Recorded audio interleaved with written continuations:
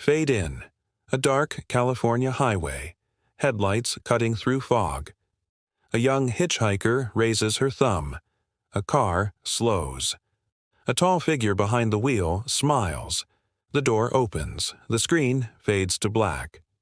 In the early 1970s, California was a dangerous place for young women. Hitchhiking was common, and predators lurked in the shadows. Among them was one man who stood taller, spoke calmer, and killed colder than almost anyone in history. His name was Edmund Kemper.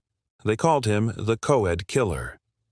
Edmund Emil Kemper III was born in 1948 in Burbank, California. From the start, his childhood was a nightmare.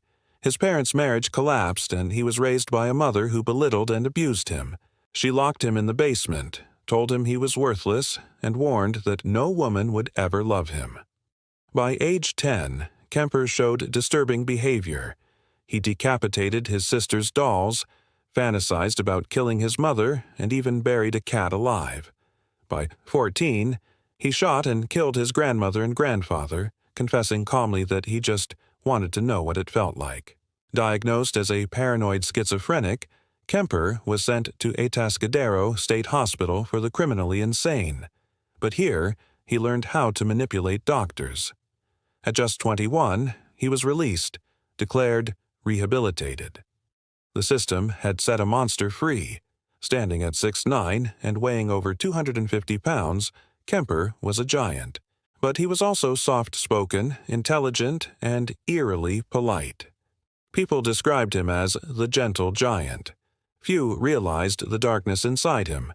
In 1972, California was a hotbed of youth culture. College students often hitchhiked to and from campus. For Kemper, this became his hunting ground. He modified his car so the passenger doors couldn't be opened from the inside. He filled the back seat with plastic bags and weapons. He called these his murder kits. That May, he picked up 2 Fresno State students, Marianne Pesci and Anita Lucchesa. They never made it home. Kemper strangled and stabbed them, later dismembering their bodies. Their families waited in vain for their return. Over the next year, Kemper continued. Sept, 1972. He picked up 15-year-old Aiko Ku, who was hitchhiking after missing her bus. He strangled her and kept her body overnight. Jan, 1973. He lured 2 students, Cindy Shaw and Rosalind Thorpe, into his car. Both were murdered, their bodies later found scattered in the mountains.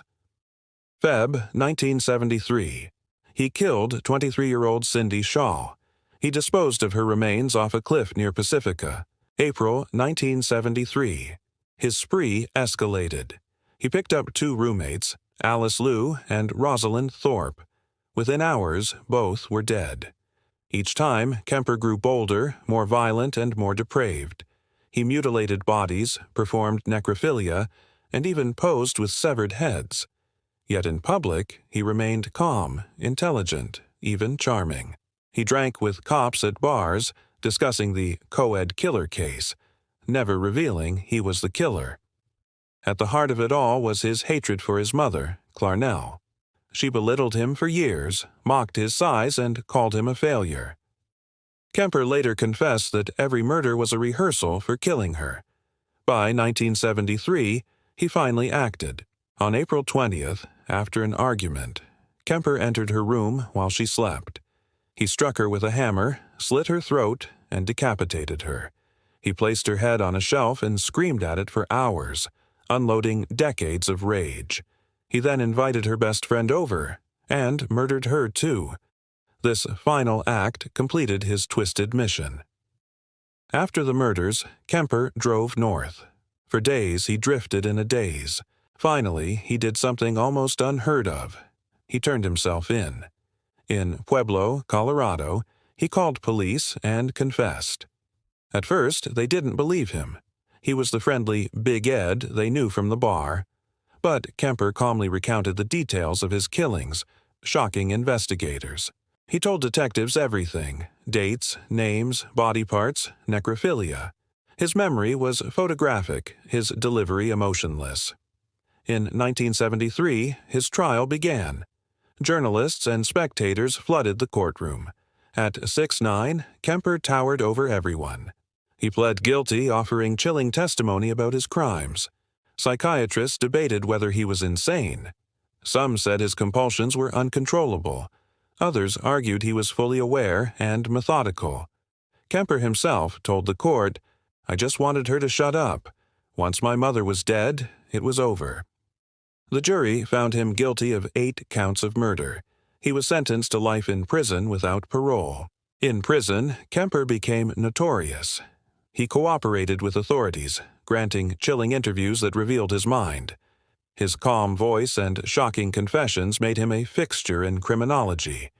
He recorded audiobooks for the blind, earning him the nickname the Coed Killer with the Golden Voice. Even now, Kemper remains alive in prison, towering, articulate, and horrifyingly self-aware. He once said, "There's no reason for any of it, just a sick, twisted part of my mind." Edmund Kemper's story is more than a list of murders. It is a warning about how monsters can hide in plain sight. He was intelligent, polite, even charming. But behind that mask lay a killer who saw young women as practice for murdering his own mother. He remains a living reminder that evil doesn't always come with a scowl. Sometimes it smiles, offers you a ride, and calmly asks where you're headed. He was the giant who hunted the highways, the son who killed his own mother, the man who confessed without remorse. This is the story of Edmund Kemper, the Coed Killer.